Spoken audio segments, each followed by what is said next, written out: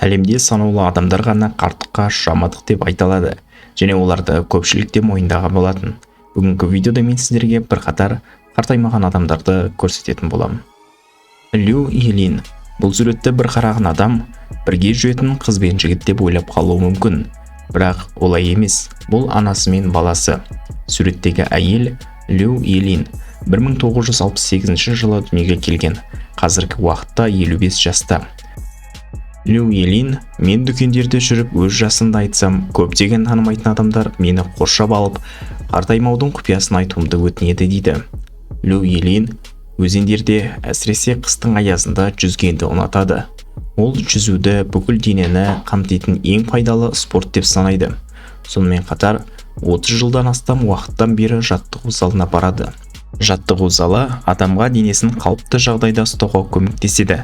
Сондай-ақ Лю макияжды өте сирек немесе аз мөлшерде ғана қолданады. Ол макияждың зиянды жақтары өте көп және адамға ерте әжім түсіреді деп санайды.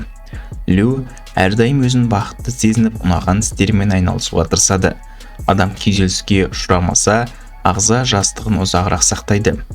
Сондай-ақ Лю фастфуд пен зиянды тамақтардан бойын аулақ ұстайды және тағамдарының 80% тек жеміс-жидектерден тұрады. Сондай-ақ ешқашан тойып тамақ ішпеуге тырысады. Сол үшін де дене құрылысында артық салмақ жоқ.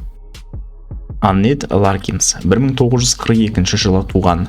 ақш-та тұрады. 80 жастан асып кетсе де, өз замандастарымен салыстырғанда 30 жасқа жас көрінеді. Аннет тек түр әлпет бойынша емес, дене құрылысы мен денсаулығы бойынша да жас. Ол мықты денсаулықты қалыптастыру үшін түрлі әрекеттерді жас кезінен бері қолға алғанын баяндаған. Аннеттің анасы да, апасы да 50 жасқа келмей жатып, сүт безі обырының салдарынан қайтыс болып кеткен. Ал оның отбасы диабет ауруынан зардап шеккен болатын.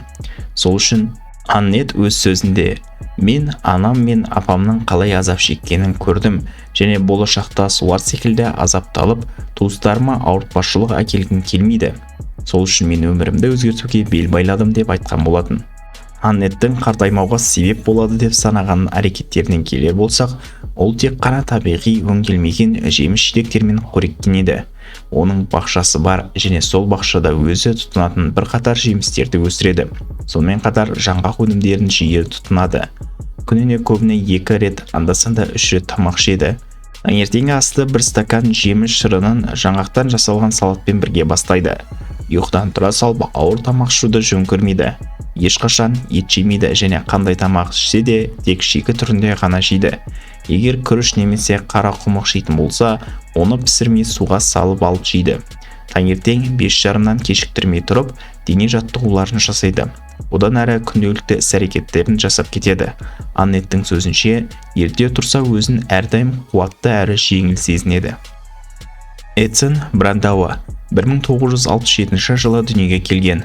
Эдсон 50-дің жартысына келсе де, оны көрген адамдар оны 25 жастағы жігіт деп ойлап қалады.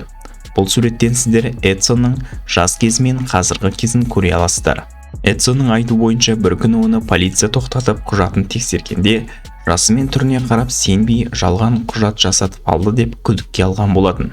Көптеген адамдар Эдсонды пластикалық операция жасатып алды деп ойласа да, Эдсон бұндай әрекеттерге барған жоқпын деп жоққа шығарады. Дегенмен ол өзінің беті мен дене күтіміне мұқият мән беретіндігін жасырмайды. Эдсон берген сұхбаттарының бірінде: мен жас кезімде өз түр әлпетіме көңілім толмайтын. Өзімді өзгелермен салыстырғанымда жаман болып қалушы едім. Одан кейін өзімді қолға алуға бел будым деді. Эдсон 25 жасынан бері өзгеріске бет бұрып, көптеген зиянды тамақтардан бас тартып спортпен айналысты. Ең бастысы, әрдайым барынша тек жақсы ойлар ойлап, өзін көңілді сезінуге тырысты. Эдсон барлық негативті ойлардан арылып, үнемі айналасына күліп жүруді әдетке айналдырды. Сол кезден бастап, ол осы әдетті өзіне бекемдеп алды. Көптеген деректерде өзін бақытты сезініп, депрессиядан аулақ болған адамдар өте баяу қартаятыны айтылады. Эдсонның да қартаймауы осы себепке байланысты болуы мүмкін. Ол өзінің сөзінде: мен адамдарға өмірдің ең жақсы сәттеріне мән беріп, проблемаларға бас ауыртпауға кеңес беремін.